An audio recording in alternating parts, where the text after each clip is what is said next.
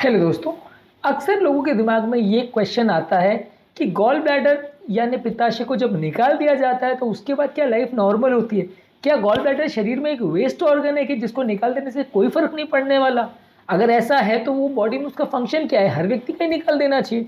जैसे अपेंडिक्स है जो कि एक वेस्टिजियल ऑर्गन माना जाता है कि जिसको निकालने से व्यक्ति को कोई फर्क नहीं पड़ता। तो क्या गॉल स्टोन भी ऐसा ही है कि जिसको निकाल देने से व्यक्ति को कोई फर्क नहीं पड़ेगा और उसकी लाइफस्टाइल में कोई चेंजेस नहीं होगा? आज मैं आपसे कहना चाह रहा हूँ कि ये कंप्लीटली गलत है और ऐसा नहीं होता है कि हर व्यक्ति का गॉल स्टोन निकालने से उसकी लाइफ पर फर्क नहीं पड़ेगा। इसलिए मॉरल स्टोरी का ये है कि छोटी छोटी चीज़ों के लिए या छोटे सिम्टम्स के लिए गॉल स्टोन को मत निकालिए। छोटे छोटे सिम्टम्स के लिए गॉल ब्लैडर को निकालने का या उसकी सर्जरी करने का कोई खास फायदा नहीं होगा, क्योंकि कई बार ऐसा हो सकता है कि निकालने के बाद आपके सिम्टम्स बढ़ जाएं। तो आज इस एस्पेक्ट पर हम बात करेंगे कि गॉल ब्लैडर की अगर आप सर्जरी करा रहे हैं तो उसके लिए स्पेसिफिक इंडिकेशन होना क्यों ज़रूरी है और सर्जरी के बाद क्या आप एक्सपेक्ट कर सकते हैं यदि आपकी कोलेसिस्टेक्टमी या गॉल ब्लैडर निकाल दिया गया है। तो टॉपिक पर जाने से पहले जो लोग हमारे चैनल पर नए हैं उन्हें रिक्वेस्ट करूँगा कि चैनल को सब्सक्राइब करें, वीडियोस को लाइक करें, शेयर करें, फॉलो करें, कमेंट करें, पूरा देखें। आज का टॉपिक में बहुत सारे पॉइंट्स बहुत इंपॉर्टेंट है, कुछ पॉइंट्स बहुत सरप्राइजिंग भी होंगे, इसलिए इसे एंड तक देखिएगा और ये आपकी एक थॉट प्रोसेस बदल देगा कि यदि डॉक्टर ने बोल दिया गॉल ब्लैडर निकाल देने को तो हर आदमी का निकाल ही देना चाहिए। ये आपके व्यू पॉइंट को चेंज करेगा, आप अपने डॉक्टर के साथ डिस्कस कर पाओगे, चैलेंज कर पाओगे और जहाँ ज़रूरी नहीं है वहाँ सर्जरी को अवॉइड भी कर पाओगे, जो कि आपके लिए बेनिफिशियल रहेगा। तो इस वीडियो को डेफिनेटली एंड तक देखिएगा। शुरू करते हैं शानदार वीडियो। सबसे पहला, यदि आप गॉल ब्लैडर को निकाल देते तो गॉल ब्लैडर बेसिकली फंक्शन ये करता है कि वो बाइल जूसेस बनाता है और वो बाइल जूसेस को इकट्ठा करता है। वो बाइल जूसेस जब आप खाना खाते हैं तो गॉल ब्लैडर के कॉन्ट्रैक्शन से फैट को गलाने के लिए या उसका पाचन करने के लिए ये बाइल जूसेस का प्रयोग किया जाता है। जब आपने गॉल ब्लैडर को निकाल दिया तो ये बाइल जूसेस इकट्ठा होने के बदले कंटिन्यूसली पेट में जाते रहेंगे, जिसकी वजह से आप खाने के बाद जो फैट को डाइजेस्ट आप करना चाह रहा है आपका पेट, वो करना और मुश्किल होगा। इस वजह से जब भी आप कोई तेल वाला खाना या फैट वाला खाना खाते हैं तो आपको खाने में दिक्कत होगी और आपको बार बार अपच होगा, बार बार पेट दर्द होगा, बार बार ब्लोटिंग होगी और आपको पेट में अच्छा नहीं लगेगा फैटी मिल्क को खाने के बाद। तो ये एक इंपॉर्टेंट चीज़ है जिसको समझना ज़रूरी है कि छोटी छोटी चीज़ों के लिए गॉल ब्लैडर को नहीं निकालें। कई बार लोग को पेट में थोड़ा अपच होता है, थोड़ा अनईजी लगता है तो वो गॉल ब्लैडर को निकालने चले जाते हैं कि इसमें पथरी है, चलो निकाल दो।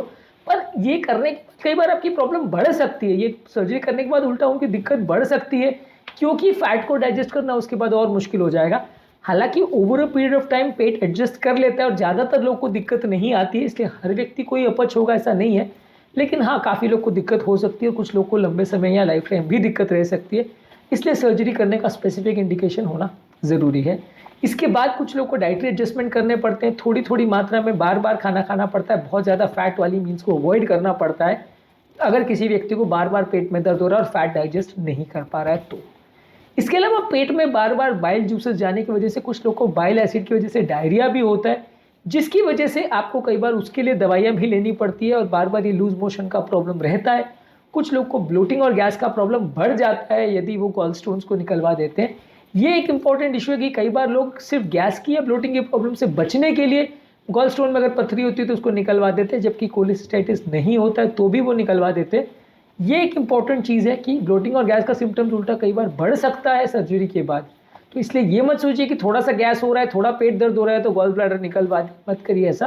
कई बार इसको करने से आपको उल्टा नुकसान हो सकता है और सिम्टम्स उल्टा बढ़ सकते हैं। पहले कोशिश कर लीजिए कि आपके सिम्टम्स दवाओं के माध्यम से या बाकी चीज़ों से ठीक हो जाएं। नहीं हो रहे हैं और बार बार ये कंफर्म हो रहा है कि पथरी की वजह से ही सिम्टम्स हो रहे हैं तो ही सर्जरी के लिए जाइए, खासकर तब जबकि पथरी वाले जो पैकेट है यानी जो गॉल ब्लैडर है उसमें इन्फेक्शन अगर हो गया है, पस पड़ गया है या उसमें सूजन आ गई तो सर्जरी क्लियर कट वो इंडिकेशंस है। लेकिन हर पेशेंट को जिसको पथरी है सबको सर्जरी नहीं करानी है। हर व्यक्ति जिसको पेट दर्द है उसको गॉल स्टोन निकलवाने के लिए सर्जरी या कोलेसिस्टेक्टमी नहीं करवानी है। इसमें आपको फ़ायदे के बदले उल्टा नुकसान हो सकता है। इसके अलावा कुछ लोग को वेट मैनेजमेंट करने में भी दिक्कत आ सकती है। कुछ लोग का इसके सर्जरी के बाद फैट ज़्यादा अब्जॉर्प्शन होने से वजन बढ़ भी सकता है, कुछ लोग का कम भी हो सकता है। तो इसलिए आपको अपनी एक्सरसाइज और अपने डाइटरी फैट को मॉडिफाई करके अपने वेट को एडजस्ट करना पड़ेगा। वजन कम ज़्यादा दोनों ही इसमें हो सकता है। इसके अलावा कुछ व्यक्ति को बार बार फैट को डाइजेस्ट करने में जब दिक्कत आती है या फैट से रिलेटेड जब डायरिया होता है तो आपको बाइल एसिड सिक्वेस्ट्रेंट्स लेने पड़ते हैं, जो कि ये बाइल एसिड्स को ऑब्जॉर्व करके उसको मोशन के रास्ते निकाल देते हैं ताकि उससे रिलेटेड आपको लूज मोशन ना हो। और दूसरा कुछ डाइजेस्टिव एंजाइम्स लेते हैं जो फैट को गलाने में मदद करेगी। तो अगर आपका पेट में कोलेस्ट्रॉल का या फैट का अब्जॉर्प्शन नहीं हो पा रहा है तो आपको अलग से डाइजेस्टिव एंजाइम्स लेने पड़ते हैं और कई बार ये ज़िंदगी भर भी लेना पड़ता है, चूँकि अपने आप में एक कंसर्न है। तो इसलिए हर व्यक्ति जिसको गॉल स्टोन्स का प्रॉब्लम है या जिसको अगर गॉल ब्लैडर में कोई इन्फेक्शन या सूजन या कुछ भी है, सबको सर्जरी करने से फ़ायदा ही होगा ऐसा कोई ज़रूरी नहीं है, कई लोगों को नुकसान भी हो सकता है। जहाँ तक सवाल है एक्टिविटी और लाइफस्टाइल की, ज़्यादातर लोग सर्जरी के कुछ दिनों बाद अपनी नॉर्मल लाइफ अटेन कर सकते हैं। ज़्यादातर लोग सर्जरी के बाद अपनी नॉर्मल जीवन शैली में आ सकते हैं और उनको अपनी नॉर्मल लाइफ जीने में कोई दिक्कत सर्जरी के रिलेटेड मोस्टली नहीं होगी। हाँ, शुरुआती कुछ दिनों में दिक्कत आ सकती है जहाँ उनको अपनी एक्टिविटीज़ और अपनी लाइफस्टाइल को थोड़ा चेंज करना पड़ सकता है।